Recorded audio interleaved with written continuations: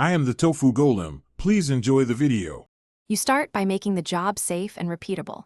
Secure the vehicle with chocks and stands, then disconnect the negative battery so nothing backfeeds while you work. Once done, mark the rotational alignment of the shaft to the flange. You must reinstall it in the same clocking to avoid vibration.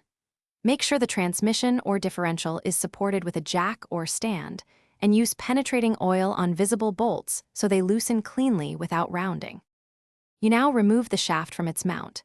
First, loosen flange bolts evenly in a star pattern to prevent warping and remove them while supporting the shaft. Once bolts are out, hold the shaft steady and slide the yoke free. Use a pry bar at the yoke-to-flange gap or a soft-faced hammer to break it loose, taking care not to nick the seal lip. As you work, keep the shaft supported mid-span so it doesn't torque the transmission or differential. You finish by withdrawing the shaft straight back, following your alignment marks so the splines disengage without binding. Set it down on clean padding.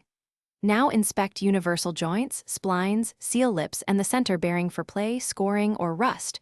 Replace any worn parts to restore balance and prevent leaks.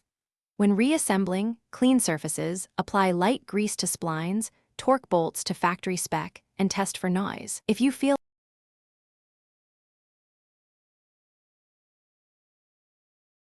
Thanks for watching. Consider subscribing if we helped you today.